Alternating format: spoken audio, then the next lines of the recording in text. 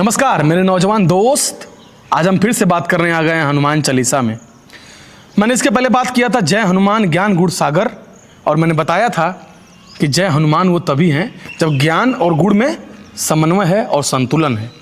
जैसे ही आप जो जानते हैं आप वही करते हैं तो आप जय हनुमान तो नहीं लेकिन उनके करीब करीब पहुंच सकते हैं। और आगे की लाइन क्या है? जय हनुमान ज्ञान गुण सागर, जय कपीस तिहु लोक उजागर। लोक मतलब ये संसार, ये समाज, ये दुनिया।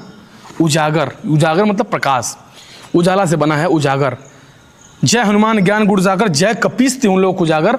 जब आप ज्ञान और गुण में समन्वय करते हैं, जो आप जानते हैं वो आप करते हैं, और जैसे ही आप करते हैं तो इस लोक को, इस संसार को आप उजाला प्रदान करते हैं। उजाला प्रदान करने के साथ साथ आप एक रोल मॉडल भी बनते हैं। जैसे हमारे रोल मॉडल स्वामी विवेकानंद हो सकते हैं, हमारे role model doctor APJ Abdul Kalam हो सकते हैं। क्यों? क्योंकि वो जो कहते थे वो वही करते थे, और यही है ज्ञान और गुण का समन्वय और संतुलन। हनुमान जी के कोई भी घटना को आप लोग उठा लीजिए, किसी भी घटना को, चाहे वो सुंदरकांड की घटना हो, चाहे वो हनुमान चालीसा घटना हो, उनके वो जो कहते हैं वही वो करते हैं। इसीलिए तो वो लोग उजागर करने लगते हैं। और अगली लाइन क्या कहती है? राम दूत अतुलित बलधामा, अंजनी पुत्र पवन सुतनामा। राम दूत अतुलित बलधामा, राम के दूत हैं हनुमान जी, और अतुलित बलधाम। बल मतलब शक्तिशाली, धाम मतलब पूरा बहुत बड़ा धाम। राम दूत अतुलित बलधामा। आप अगर राम के दूत हैं तभी आप अतुलित बलधामा को प्राप्त हो सकते हैं।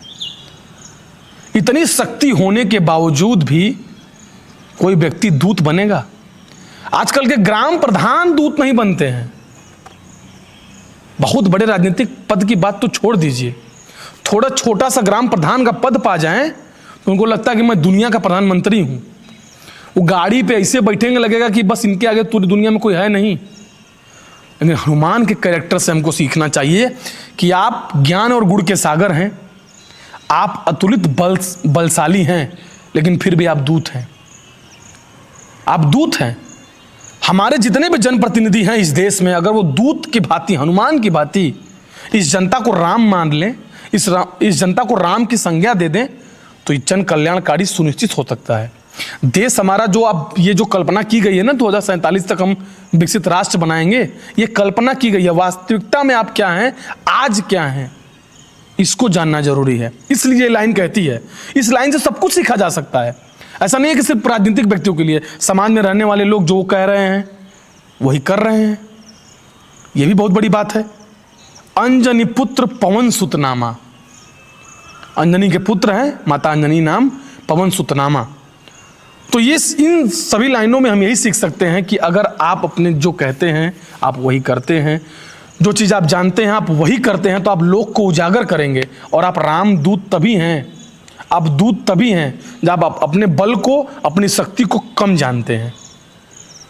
अपने आप को कम मान के चलिए, तभी आप राम के पास जा पाएंगे। आज के लिए बहुत बहुत धन्यवाद।